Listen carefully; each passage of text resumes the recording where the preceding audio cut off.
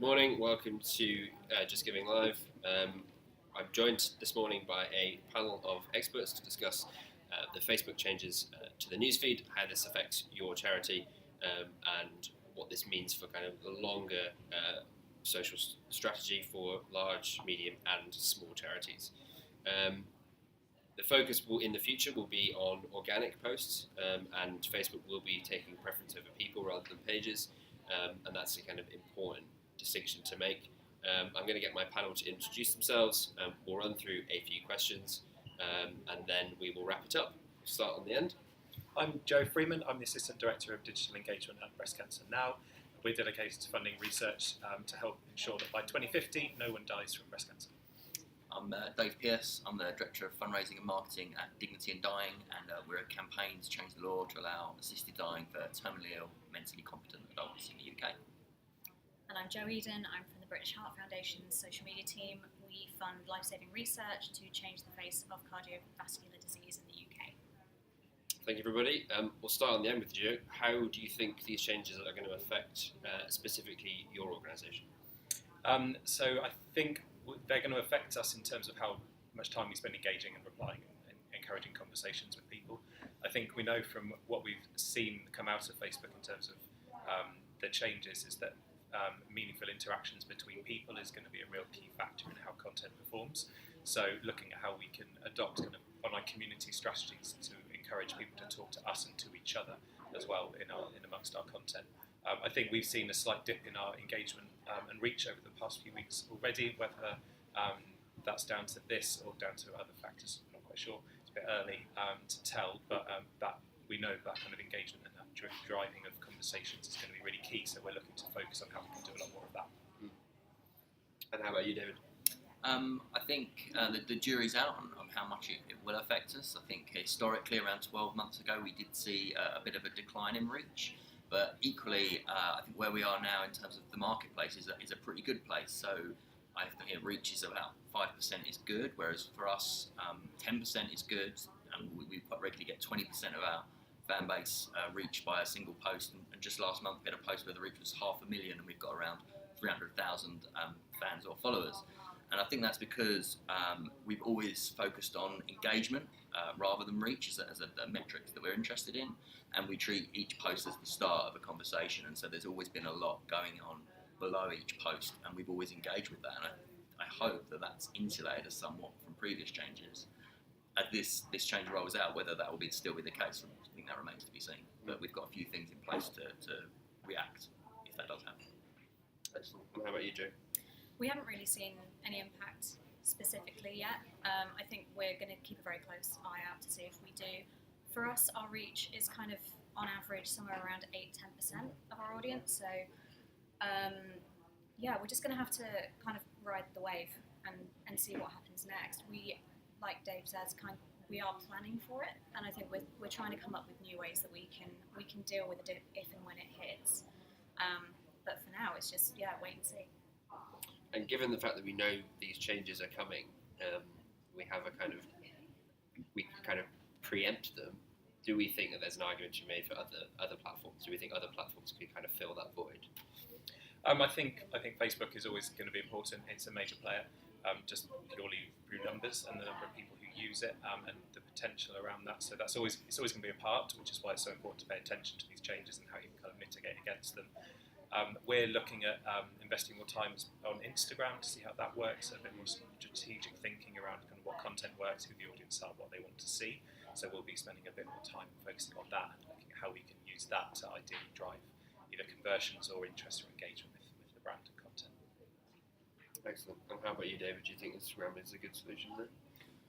It's something historically we've not really done very much of, and we're quite a small team, only 3 of us doing digital and only 2 of those doing it full time.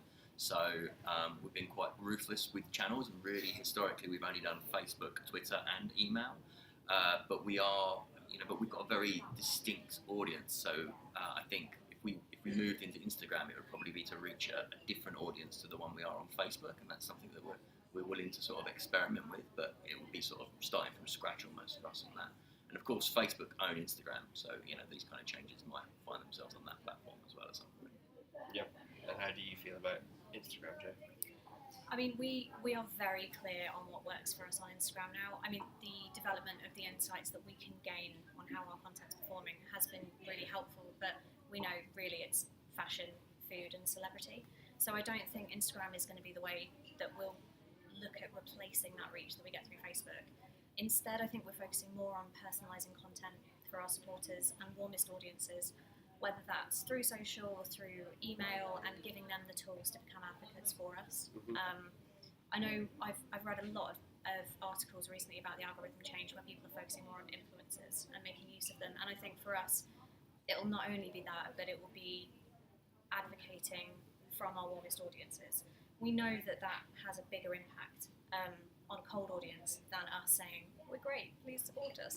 So if we can do that through really engaging content, but place that on people's personal channels and ask them to do it for us, then we'll cut through the noise and we won't have that negative impact of Facebook punishing brands because we are going to be focusing on personal feeds.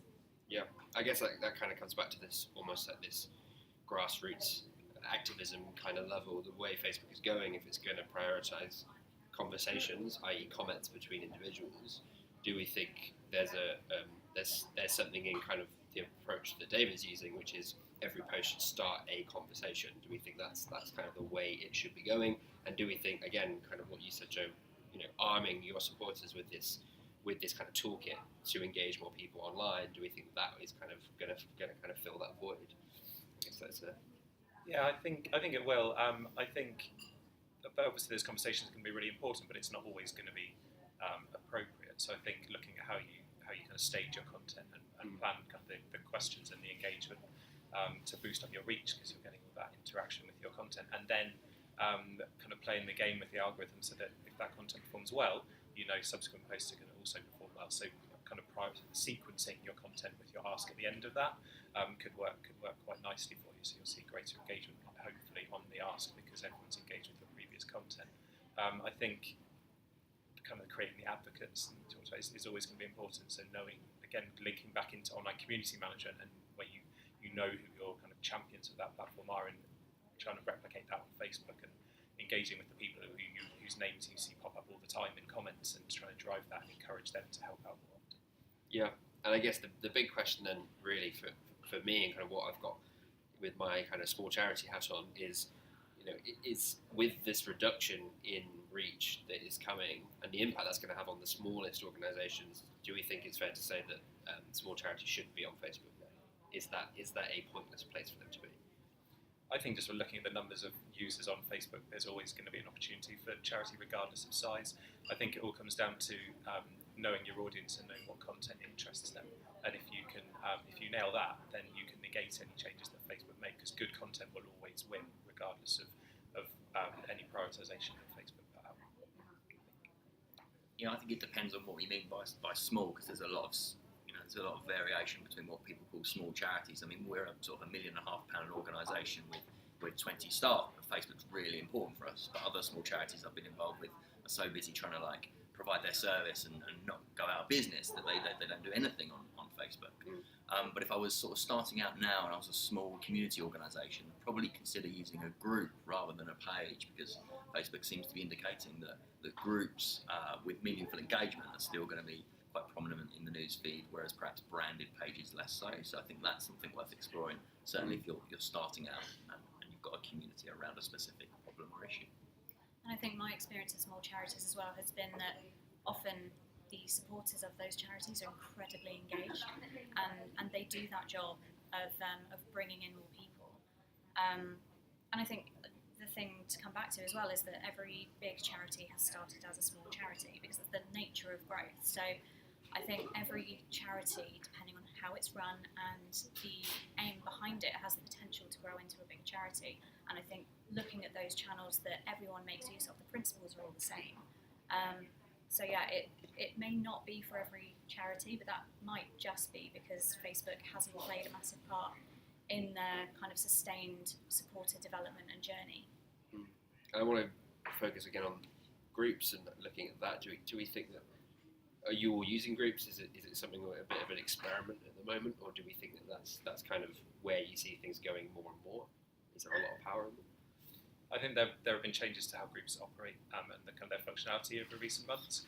We use them for quite specific things. We have a running one and a cycling one and a volunteering one. So we encourage people taking part in those events and those volunteers to join those groups and can interact with us. I think what will become important is how pages and groups interact with each other and how you can use your advocates within the group who are focused on a very specific thing to maybe look at how they can engage with your page content and share it, and that starts to kind of generate those meaningful interactions with that kind of already warmed up key audience. I reckon Facebook will probably look at how groups get prioritised in newsfeed. I think I joined a group recently, and that's all I see, and it's getting a bit annoying. But I think kind of just making a plan to switch from having a page to a group, for example, for a charity is probably not the best idea at this point in time. I think it's all still up in the air, and it all comes down to, I think, you made a point about just the engagement, the content and the engagement with that is the same whether it's a page or a group, really, in terms of it getting seen. So I think the same principles of quality of content apply to either. Excellent. And how about you, David? Do you think, are you using groups? Is it a bit of an experiment at the moment? Yeah, I mean, we started, but it's not a sort of thought through strategic approach. It's more like sort of dipping our toe in and seeing what works with our audience organically. So it's not something that we're pushing on our page to get people to join. We've done like a couple of posts. We've got about 1,500 members of the group, and we're just sort of working with them really to see how things progress.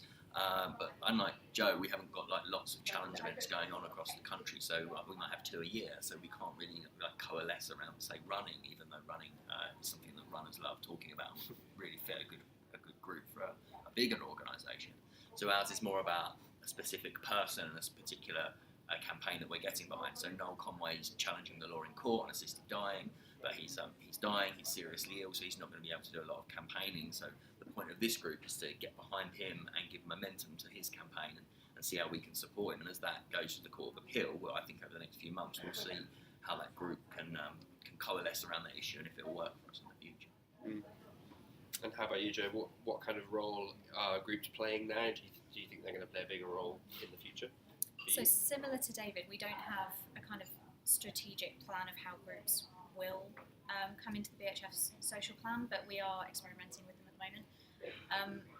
It's going to be a kind of wait and see thing for us. We also have a really thriving event page focus on our Facebook page, and I want to see how that's affected by the algorithm as well, because very similar to groups, people are opting into this and they're showing that they're very engaged, and they tend to share it with their own friends and family. So we know that things like the London Brighton Bike Ride that's coming up in June will have a lot of engagement going through that event page. So I wouldn't want us to say, well, we know that groups are potentially going to be a priority for Facebook, therefore we'll set up a Facebook group for it, because then we're splitting ourselves across 2 different aspects of Facebook. So yeah, it's going to be a bit of experimentation going forward, and then just trying to keep up with it as much as we can without really knowing what's happening. Excellent. So I think that's all we've got time for this morning. So I'm going to thank my panel for their insight and their knowledge. Thank you to Joe, David and Joe and for joining me this morning, and thanks very much for tuning in.